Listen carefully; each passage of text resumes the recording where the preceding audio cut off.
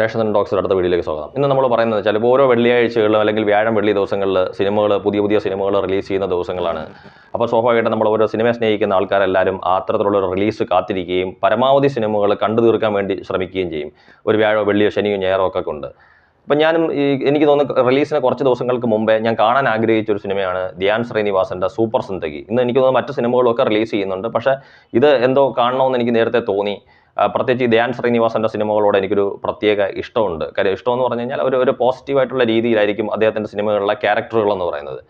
അപ്പം ഞാൻ ഇപ്പോൾ ഇതിനകത്ത് ഒരു ഒപ്പീനിയനാണ് ഞാൻ എപ്പോഴും പങ്കുവെക്കുന്നത്. ഞാനൊരു റിവ്യൂ ഒന്നും ഒരിക്കലും പറയാറില്ല. കാര്യം ഒരു റിവ്യൂ ചെയ്യാൻ വേണ്ടിയിട്ട് എനിക്ക് തോന്നുന്നു അതിന് തക്ക രീതിയിലുള്ള ആരെങ്കിലും ഉണ്ട് എന്ന് ഞാൻ വിചാരിക്കുന്നില്ല. നമ്മൾ ഓരോരുത്തരും ഒരു വീഡിയോ കണ്ടിട്ട് നമ്മുടെ ഒപ്പീനിയൻ, നമ്മുടെ അഭിപ്രായമാണ് നമ്മുടെ സുഹൃത്തുക്കളോട് അല്ലെങ്കിൽ നമ്മുടെ സഹോദരങ്ങളോടൊക്കെ നമ്മൾ പങ്കുവെക്കുന്നത്. പഴയ കാലം മുതൽ ഇപ്പം നമ്മുടെ ഒരു വീഡിയോയിലൂടെ പറയുന്നതെന്ന് മാത്രം.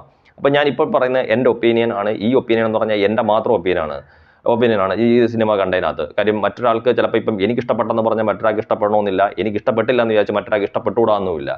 അപ്പോൾ എന്തായാലും ഞാൻ എൻ്റെ അഭിപ്രായത്തിലോട്ട് പോവുകയാണ്. അപ്പോൾ എൻ്റെ അഭിപ്രായത്തിനെ സംബന്ധിച്ചിടത്തോളം ഈ സിനിമ എനിക്ക് കണ്ടുകൊണ്ടിരിക്കാൻ താല്പര്യമുള്ള ഒരു സിനിമയാണ്. എനിക്കിത് കണ്ടതിനകത്ത് യാതൊരുവിധ നിരാശകളും ഇല്ലാത്തൊരു സിനിമയാണ്. അതായത് നമുക്കറിയാം ധ്യാൻ ശ്രീനിവാസനും മുകേഷ് ഏട്ടനും അതുപോലെ സുരേഷ് കൃഷ്ണയും ജോണി ആൻ്റണിയും പാർവതിയും ഡയാനയും ഇങ്ങനെയുള്ള കുറേ ആർട്ടിസ്റ്റുകൾ ഈ സിനിമയ്ക്കകത്തുണ്ട്. അപ്പം ധ്യാൻ ശ്രീനിവാസനെ സംബന്ധിച്ചിടത്തോളം ആഘോഷമായിട്ട്, അതായത് മറ്റു കാര്യങ്ങളൊന്നുമില്ലാതെ ജീവിതം എങ്ങനെ ആഘോഷമായിട്ട് നമ്മൾ പറയുന്ന ഗംഭീരമായിട്ട് അടിപൊളിയായിട്ടൊക്കെ ജീവിക്കണമെന്ന് ആഗ്രഹിക്കുന്ന രീതിയിലുള്ള ഒരു ചെറുപ്പക്കാരൻ. അപ്പം അത്തരത്തിലുള്ള ഒരു ചെറുപ്പക്കാരൻ്റെ ജീവിതത്തിൽ ഇപ്പം മുകേഷ് ഏട്ടൻ്റെ ക്യാരക്ടറും പിന്നെ അതുമായിട്ട് ബന്ധപ്പെട്ടിട്ട് അവരുടെ ഒരു സംഭവം അവരുടെ ജീവിതത്തിലേക്ക് വരുന്നു. അപ്പം അതുമായിട്ട് മുന്നോട്ടിറങ്ങുന്ന അവർ പിന്നീട് നേരിടുന്ന പല പ്രശ്നങ്ങൾ. കാര്യം അത്തരത്തിലുള്ള ഒരു കാര്യത്തിനാണ് അവർ ഇറങ്ങിത്തിരിക്കുന്നതെങ്കിലും പിന്നെ അതുമായിട്ട് ബന്ധപ്പെട്ടിട്ട് ഒരുപാട് കാര്യങ്ങൾ, അങ്ങനെയാണ് ആ കഥ അങ്ങോട്ട് പോയിക്കൊണ്ടിരിക്കുന്നതെന്ന് പറയുന്നത്. ഒരുപാട് സംഭവങ്ങൾ അവരുടെ ജീവിതത്തിലേക്ക് വന്നു ചേരുക. ഇപ്പം വിവിധ കഥാപാത്രങ്ങളും വിവിധ ഘട്ടങ്ങളും ഒക്കെ ആയിട്ട് പോയിക്കൊണ്ടിരിക്കുക.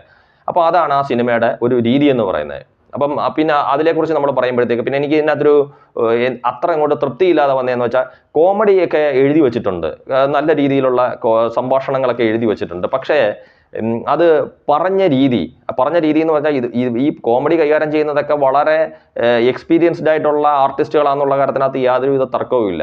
പക്ഷേ എനിക്ക് തോന്നുന്നു ഇപ്പം മുകേഷ് ഏട്ടൻ തന്നെ കോമഡി പ്രസന്റ് ചെയ്ത രീതി ഒട്ടേറെ ആളുകൾക്കും അത് ഇഷ്ടപ്പെടാൻ സാധ്യതയുണ്ട്. കാര്യം അതിനകത്ത് തർക്കവും ഇല്ല. കാര്യം മുകേഷ് ഏട്ടൻ്റെ കോമഡി കണ്ടാൽ നമ്മളെല്ലാവരും ചിരിക്കാറുണ്ട്. പക്ഷേ ഈ സിനിമയ്ക്കകത്ത് അദ്ദേഹത്തിൻ്റെ ചില ആക്ഷൻസും കോമഡിയും എത്രമാത്രം എനിക്കങ്ങോട്ടൊരു വ്യക്തിപരമായിട്ട് എനിക്കത്ര അങ്ങോട്ട് ഇത് ഇഷ്ടപ്പെട്ടില്ല എന്ന് വേണമെങ്കിൽ നമുക്ക് പറയുന്നതിനകത്ത് ഒന്നുമില്ല. കാര്യം ഞാൻ എൻ്റെ അഭിപ്രായമാണ് പറയുന്നത്. പിന്നെ ഈ പറഞ്ഞ കണക്ക് പലരും അത് ആരെ കൊണ്ടാണ് പറയിപ്പിച്ചത്, അല്ലെങ്കിൽ മറ്റുള്ള ചില ക്യാരക്ടറുകളിലേക്ക് പോകുമ്പം ഉള്ള ഒരു തെരഞ്ഞെടുപ്പ്, ക്യാരക്ടറുകളെ ഓരോ ആർട്ടിസ്റ്റുകളെ തിരഞ്ഞെടുപ്പിച്ചിട്ട് അവരെ കൊണ്ട് കോമഡി പറയിക്കുമ്പോൾ ഉള്ള ചില കാര്യങ്ങൾ.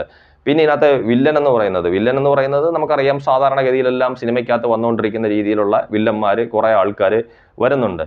പക്ഷേ ഈ ധ്യാൻ, ഞാൻ മുമ്പേ പറഞ്ഞ കണക്ക് ഒരു സിനിമയെ എപ്പോഴും മുന്നോട്ട് വഹിച്ചുകൊണ്ട് പോകുന്ന അതിനകത്ത് ഒരു പ്രധാനപ്പെട്ട കഥാപാത്രം, അതായത് ഒരു നായകൻ അല്ലെങ്കിൽ ഒരു സിനിമയുടെ പ്രധാന കഥാപാത്രമായിരിക്കും എന്നുള്ള കാര്യത്തിനകത്ത് യാതൊരുവിധ തർക്കങ്ങളുമില്ല. അപ്പം ധ്യാനെ സംബന്ധിച്ചിടത്തോളം ധ്യാൻ എപ്പോഴും പോസിറ്റീവാണ്. അപ്പം ധ്യാൻ ഒരു പോസിറ്റീവ് ആകുമ്പോൾ എനിക്ക് തോന്നുന്നു ഒരു സിനിമയെ ഫുള്ളായിട്ട് മുന്നോട്ട് വഹിച്ചുകൊണ്ട് പോകാൻ ശേഷിയുള്ള ആളാണ് ധ്യാൻ എന്ന് പറയുന്നത്. കാര്യം അദ്ദേഹത്തിൻ്റെ സ്ക്രീൻ പ്രസൻസ് എന്ന് പറഞ്ഞാൽ വളരെ കൂടുതലാണ്, വളരെ വലുതാണ്. അപ്പം ഈ സിനിമയ്ക്കകത്തും പിന്നെ നമ്മൾ മുമ്പേ പറഞ്ഞ കണക്ക് നമ്മളൊരു സിനിമ കാണുന്നത് എപ്പോഴും ഒരു വിനോദത്തിന് വേണ്ടിയിട്ടാണ്, ഒരു സന്തോഷത്തിന് വേണ്ടിയിട്ടാണ് നമ്മൾ ഓരോരുത്തർ സിനിമ കാണുന്നത്. അല്ല തിയേറ്ററിൽ പോയി ഇരുന്നിട്ട് വിഷമിക്കാനോ സങ്കടപ്പെടാനോ അല്ല. അത്തരത്തിലുള്ള സിനിമകൾ നമ്മൾ എൻജോയ് ചെയ്യുന്നുണ്ട്, ഇല്ലെന്നല്ല ഞാൻ പറഞ്ഞത്. എന്നാലും ഭൂരിഭാഗം ആൾക്കാരെ സംബന്ധിച്ചിടത്തോളം അതാണ് താല്പര്യം. അങ്ങനെ നമ്മൾ നോക്കുമ്പം ഇപ്പം ഈ സിനിമ കണ്ടതിനകത്ത് എനിക്ക് യാതൊരു നിരാശയും ഇല്ല. എനിക്കിപ്പോൾ ഈ പറഞ്ഞ കണക്ക് നമ്മൾ പോയിട്ട് എനിക്ക് തോന്നുന്നു ആ സിനിമ 2.25 മണിക്കൂറോ മറ്റേ കണ്ടേ ഉള്ളൂ. കാര്യം അത്രേ ഉള്ള സിനിമ. പക്ഷേ ആ സിനിമ 2.25 മണിക്കൂർ ഇരുന്ന് കണ്ടപ്പം നമ്മളെ സംബന്ധിച്ചിടത്തോളം നമ്മൾ സിനിമയ്ക്ക് പുറത്തേക്ക് പോകുന്ന പ്രശ്നമില്ല. സിനിമയ്ക്കുള്ളിൽ തന്നെ നിന്നിട്ട് നമ്മൾ ആ സിനിമയുടെ തുടക്കം മുതൽ അല്ലെങ്കിൽ ആ ഇൻ്റർവെലിന് ശേഷമുള്ള ആ ഭാഗങ്ങൾ കണ്ടു തീർക്കുമ്പം എന്നെ സംബന്ധിച്ചിടത്തോളം അതിനിടയ്ക്ക് നമുക്ക് നമ്മുടെ മറ്റുള്ള കാര്യങ്ങളെക്കുറിച്ച് നമ്മൾ ചിന്തിക്കത്ത പോലുമില്ല. നമ്മൾ ആ സിനിമയ്ക്കകത്ത് തന്നെ ഇരിക്കും. അപ്പം അതുകൊണ്ട് ആ സിനിമ എന്നെ സംബന്ധിച്ചിടത്തോളം അത് കണ്ടുകൊണ്ടിരിക്കാൻ പൂർണ്ണമായിട്ടും ഇഷ്ടമുള്ള, അത് സിനിമ കണ്ടതിൽ യാതൊരുവിധ നിരാശയില്ലാത്ത ഒരു സിനിമയാണ് ഈ സൂപ്പർ സിന്ദഗി എന്ന് പറയുന്ന സിനിമ. അതുകൊണ്ട് എനിക്ക് തോന്നുന്നു അത് ചിലപ്പം ഈ പറഞ്ഞ കണക്ക് ഒട്ടേറെ പ്രേക്ഷകർക്കും അത്തരത്തിലുള്ള ഒരു സിനിമ, ഞാൻ മുമ്പേ പറഞ്ഞ കണക്ക് ഒരു എന്റർടൈൻമെന്റ് ആണ് ഒരു സിനിമ കൊണ്ട് ഉദ്ദേശിക്കുന്നതെങ്കിൽ തീർച്ചയായിട്ടും നമുക്ക് കാണാൻ പറ്റുന്ന ഒരു സിനിമ തന്നെയാണ് സൂപ്പർ സിന്ദഗി എന്നുള്ള കാര്യത്തിനകത്ത് യാതൊരു തർക്കവുമില്ല. പിന്നെ നമ്മളൊരു സിനിമ കാണുമ്പം ആ സിനിമയ്ക്കകത്ത് അതുണ്ടോ ഇതുണ്ടോ അങ്ങനുണ്ടോ ഇങ്ങനുണ്ടോ എന്നൊക്കെ ചോദിച്ചിട്ട് നമ്മളൊരു സിനിമയെ കീറി മുറിച്ചൊക്കെ പരിശോധിക്കാൻ പോയി കഴിഞ്ഞ് കഴിഞ്ഞാൽ, ഞാൻ മുമ്പേ പറഞ്ഞിട്ടുണ്ട്, നമ്മളിപ്പം ഞാൻ തന്നെ ഒരാളോട് സംസാരിക്കുമ്പോൾ എപ്പോഴും എൻ്റെ ഒരു ഒപ്പീനിയൻ, എൻ്റെ ഒരു അഭിപ്രായമാണ് സിനിമയെക്കുറിച്ച് ഞാൻ പങ്കുവെക്കുന്നത്, എൻ്റെ മാത്രം അഭിപ്രായം ഞാൻ പങ്കുവെക്കുന്നത്. അല്ലാതെ ഒരു റിവ്യൂ ചെയ്യാൻ അതിന് തക്ക ശേഷിയുള്ളവരൊന്നും ഈ കാലത്ത് യൂട്യൂബിലൂടെ വീഡിയോ ചെയ്യുന്നുണ്ടോ എന്ന് എനിക്കറിയില്ല. കാര്യം നമ്മളൊന്നും അതിന് 100% പോയിട്ട് 1% പോലും അതിനുള്ള ആൾക്കാർ യോഗ്യരായിട്ടുള്ളവർ ഉണ്ടോ എന്ന് എനിക്കറിയില്ല. ഞാൻ ഉൾപ്പെടെയുള്ള ഒന്നിനും അത് പറ്റത്തില്ല.